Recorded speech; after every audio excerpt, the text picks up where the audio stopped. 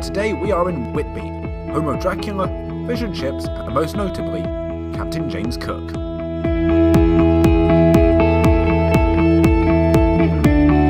Here we are at the Captain James Cook Memorial Museum, home to the infamous sea Captain James Cook of the Endeavour. Hopefully today we'll be getting an interview with Denise Murphy, one of the volunteers here at the museum, so hopefully we can get some sort of insight as to what life was like for the captain and his crew.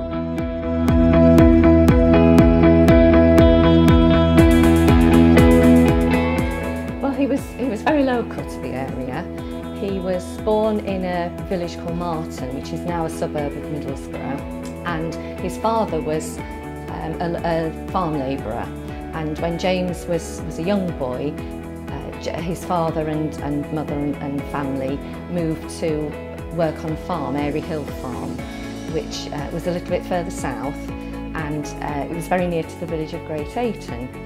And somebody local in the area recognised young James Cook's potential and paid for him to go to the local school, which was in Great Ayton. While he was living in Staines, he met sailors and fishermen. It was a little fishing port on the coast, and it was from there that he really started to understand about a life at sea and thought that that would be something that he would really enjoy. Each of those places now has its own museum, and then we have the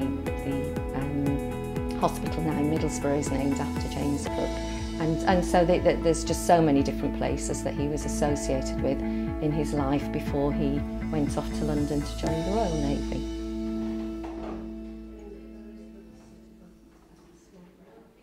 A lot of it's said that the young boys, when they had their free time, they went off around the town and they had their beers and things. But James was the one that stayed in the attic doing extra work. I often say to the school children when they come round that if they do extra work, they might one day be a great navigator, or somebody very academic, or somebody that has some special talent when they get older because of the extra little bits that they do. So I always like that fact about James. Do you think the general perception of Captain Cook is that he's a good man? It's difficult to say, really. It's quite interesting conversations you have with people that come to visit the museum. I mean, certainly overall, yes, I would say he was seen as a great man, really, because of all the explorations and the discoveries that he made.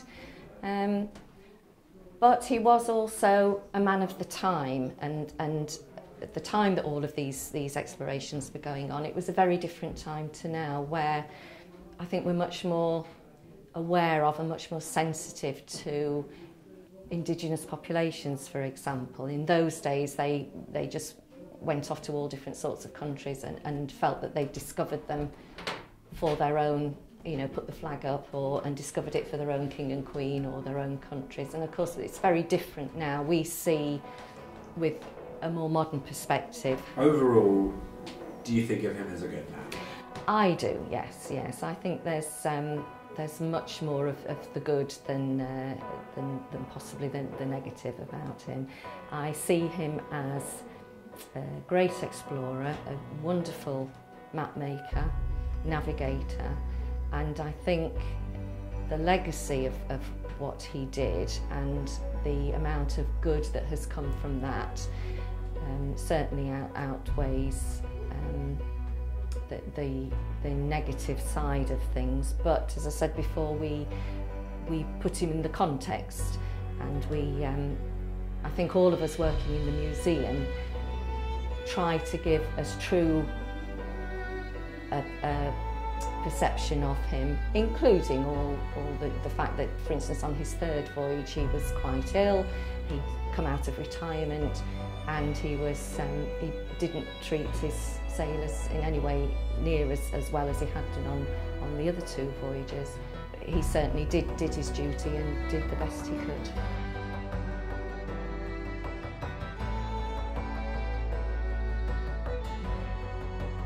We on the show would like to thank the James Cook Memorial Museum for helping us to get an insight into what the early life was like for Captain James Cook.